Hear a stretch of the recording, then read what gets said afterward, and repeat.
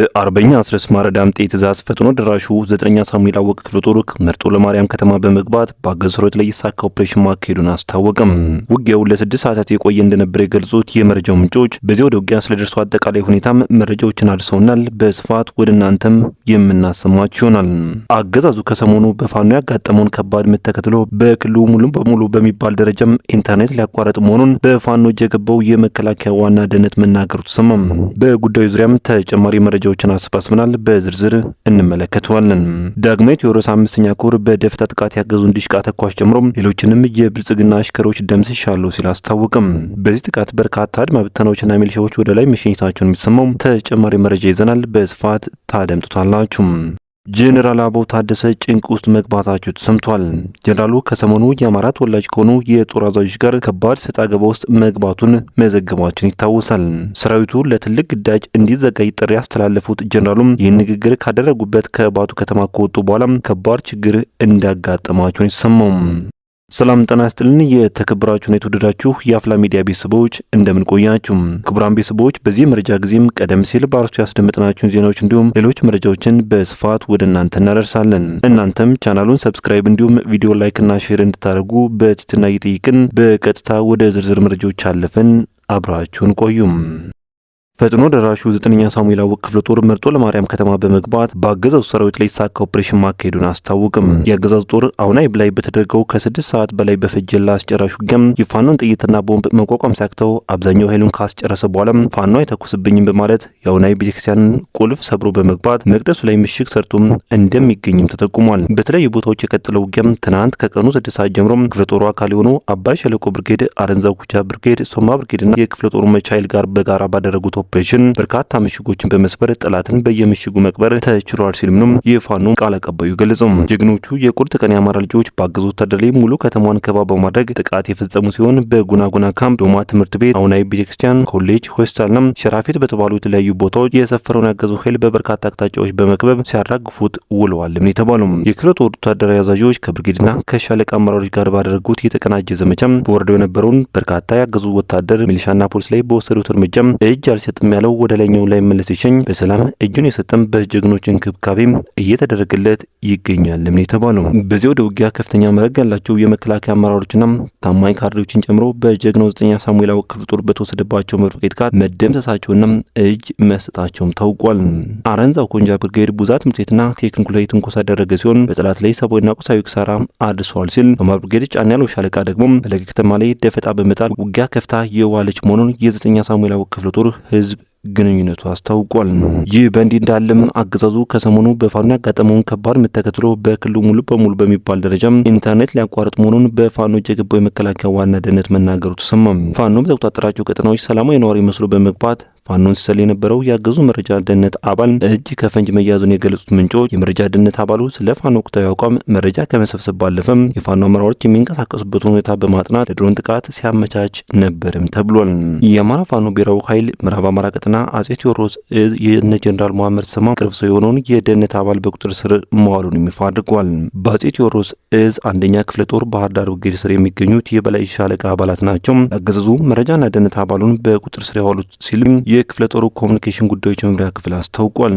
ፋኖ በተቆጣጠራቸው ቀጠናዎች ሰላማዊ ነዋሪ መስሎ በመግባት ፋኖ ይሰል የነበረው ያገዙ መረጃ ደህንነት አባሉም ሙሉ ስሙ 50 ላይ ገብረ አብዝጌ ሮማ የሚባል ሲሆን አማራን የእንጨት ዱላ እንኳን እንዳይሳደገን ትጥቅ እናስፈቷለን በሚል ንግግሩም በሚታወቀው የአብይ አህመድ ምንጣፍ ጎታች የሆነው የምስራቅ እዝ አዛዥ ጀነራል መሐመድ ሰማ የቅርብ ሰውና የዙ ስታፍ አባል እንደሆነም ቃሉን ለፋኖ መስጠቱን ሚዲያችን ከክፍለ ጦሩ ኮሙኒኬሽን ጉዳዮች መምሪያ ክፍል ያገኘው መረጃ ያመላክታል። የደህንነት አባሉ ፋኖ በተቆጣጠራቸው ቀጠናዎች ሰላማዊ ነዋሪ መስሎም በመግባት የፋኖ ሆናዊ አቋም ምን ይመስላል የሚለውን የመሰለና የምስራቅ እዝ ሰራዊትን መንገድ በመምራት እያገለገለ እንደነበረም የታወቀው። በተጨማሪም ይኸው የመረጃና ደህንነት አባል የፋኖ አመራሮች የሚንቀሳቀሱበት ሁኔታ በማጥናት ለድሮን ጥቃት የማመቻቸት ተልዕኮ ተሰጥቶት እንደነበር የተገለጸ ሲሆን ነገር ግን የፋኖ መረጃና ደህንነት መዋቅር በአገዛዙ ሰላይ ላይ ጥብቅ ክትትል ሲያደርግ ከቆየ በኋላ በመጨረሻም እጅ ከፈንጅ በቁጥጥር ስር አውሎታል።